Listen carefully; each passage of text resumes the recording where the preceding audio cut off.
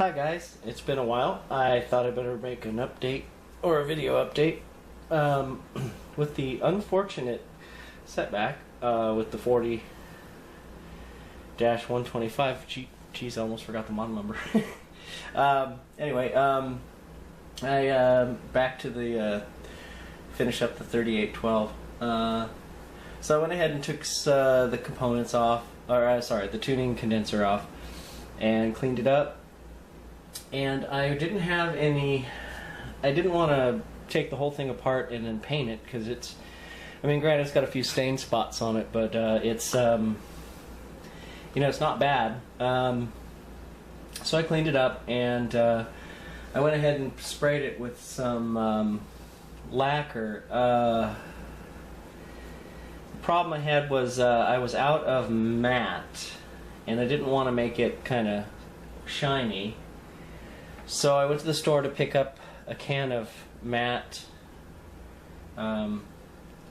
lacquer, and of course I didn't pay attention to the one I was grabbing on the shelf, and I grabbed dead flat.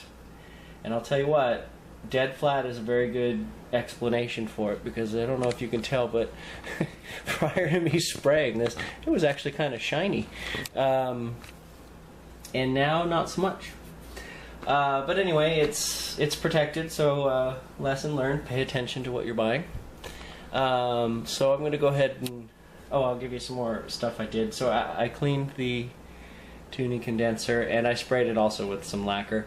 I was going to go over it again with satin, but I don't want it to look, I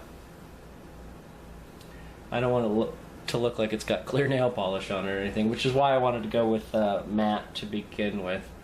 But definitely dead flat is definitely flat. So one other thing was the well, this one's not so bad, but the rubber, the isolation washers for the tuning condenser. I looked at renovated radios and they don't have anything this tiny. This squishy. So since I bought the set of 6 switch, what were they? The switch. I saw the receipt too. Philco dial push button assembly grommets. Although it says for model 4680. I remember it also said for others, but there were 6 of them if you recall, and I only needed 2, so I had 4 left over. So I grabbed them, or I took my X-Acto knife, and I went ahead and cut the bigger end off of these, and I'll put them underneath where the washers go, so the top isn't so wobbly. Unfortunately, the screws, or they're just not. They weren't long enough. I wasn't going to be able to get the washer on and the nut. So I don't even know if this is enough. I cut a bunch off of the bigger side of these since they're offset. So I guess I'll find out in a few minutes. The other thing that I did was I sealed up the labels that were inside the 3812 with some lacquer. I used brushing lacquer because I wanted it to coat much faster. I had a bit of a problem with the cabinet. That there's that black paint on the inside, and really the labels were in just pristine condition. And normally, you could soak it in acetone. And the labels tend to come right off because it just dissolves the glue. But the problem with that was, I took a Q-tip and it with some acetone, and I put a drop on the black paint, and sure enough, it tried to take the black paint off. So even the lacquer tried to eat through the paint. So the labels don't look quite as good as they should, or they did. Anyway, I was going to show you, I got a whole bunch of stuff to update you on, because although I haven't really had time to make videos, I've been doing little bits and pieces here, 20 minutes here, 30 minutes there. So basically I'm ready to put this puppy back, the tuner back together in here, and hopefully it still works after I cleaned it. I don't see why it wouldn't, other ones have, but so I've also been I continued to work on the 4125 cabinet. I stripped it again because I just didn't like how dark the color was, but there was another thing that I'm not sure if I can catch it. I'll grab the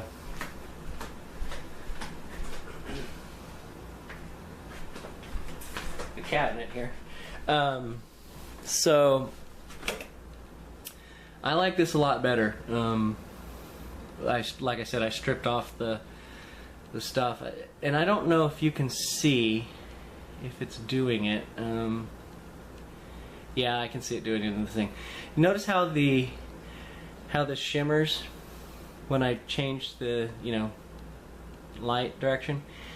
I noticed that when I first applied the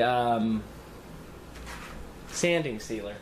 Now I use the finisher's choice, but what I had noticed also, once I sanded down the finisher's choice, and I put on a couple of layers of the clear satin on there. I don't know if it's just the finisher's choice sanding sealer, or I'm not sure if I did that or the heavy bonded. Mohawk has like 5 or 6 different sanding sealers. No, I did use finisher's choice. Anyway, it stopped that shimmering effect, so I kind of liked it. So I went ahead, like I said, and stripped it all back down. It does it a bit on the top too. I'm not sure if you can see it. But anyway, so I kind of like that better. The only problem is that because I took the sanding sealer off, I'm going to have to give this a couple extra coats. I'm just letting this cure up before I sand it down the first time. I did go ahead and have John at Radio Days do the stickers. I measured it all up, sent it off to him, and it was $16 for 5. So it's about twice the price as you would get for the pre-made ones. But on a side note, I'm assuming that they'll end up starting to sell these if somebody asks for them. They now have them in their archive since I've measured it all up. So, good news on that. I never ended up making it to the meeting, the one meeting I couldn't miss this year for the 4125, because I completely spaced it out that the meeting that for July was starting at 8 a.m., 8 to noon. And so I, of course, went to go check at 12 noon to see which building it was and found out it was over. So, yeah. So I'm going to take it in for the next meeting because our topic for that meeting is radios that you've shelved because they were because it got hard, I guess, basically is what it is. Why aren't you finishing a project? So I'm going to do that. I'll bring it in then. So hopefully I'll have this cabinet done pretty soon. Like I said, the louvers were a little darker than I wanted them to be, but that wood is so cheap and in such bad condition that it was just best to make it dark. And it was dark originally, if you remember from the pictures. But anyway, back to the 3812. I'm going to go ahead and start hooking this up. I just wanted to get a video uploaded, and one of the other things is I got a pretty good score at an auction for a radio, well, an old Philco dealer, basically is what it is. So, I ended up getting, well, I'm going to show you, but to start off, I now have, and these are the ones I've tested, there's even more. I now have enough volume controls with on-off switches of various Philco part numbers and a couple of universals to kill a donkey. When I saw that box, and it's just almost every single box in there had a Philco label on it, and these here were A couple of them are actually used, or they came out of radio, but a lot of these have never been in a radio, and I haven't even gotten to all the ones in the boxes. These were the loose ones. So let's see, since I paid $21 for this Sensor Lab control, which by the way I have a couple more of these now too, and I paid $60 for that box of parts. So that's three volume controls, 3 working volume controls would make that box worth the money. And like I said, I have a handful. I have 7 good ones, 3 of which are 500K.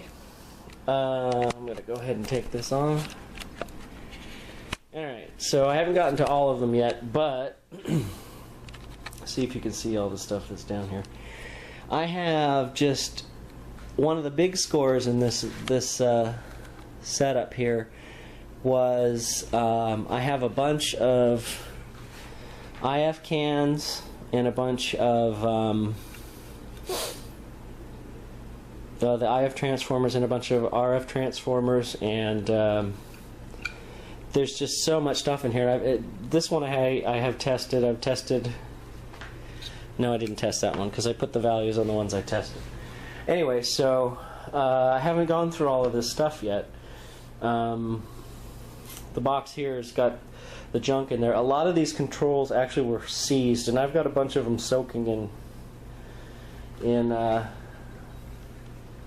WD-40, whatever it is, the penetrating stuff. Not the regular WD-40, but the stuff designed to unseize things. So I also now have a bunch more vibrators, and these are the new old stock volume controls I have not tested yet. So good news on that. Just a whole bunch of stuff that was in here.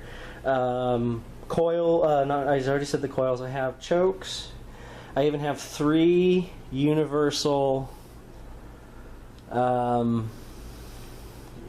speaker transformers that are good for, let's see, one was 4 watts, one was 6 watts, and the other one I think was also 4 watts. With the papers, and they appear to be new old stock, and they did ohm out, and they come with the instructions on how to do it. So I feel kind of lucky here that I was able to get some pretty decent parts. Oh, and one of the items in here was a record arm, a Bakelite Shure. So yeah, I did pretty good on that one. $60. So good for me. Anyway, so I'm going to go ahead and get back to, I'm going to put this back together a bit here, and I will doesn't want to go back on the tripod. Alright. Now my poor little camera's all freaked out. Alright. So I'm going to put this thing back together, and I will give you I'm not sure. I think I'll just go ahead and upload this, and then I'll just do another video, I guess, this week or this weekend, since I don't have any plans. So anyway, thanks for listening, and I guess the next video with this will be an alignment. So thanks again, and have a good night or day.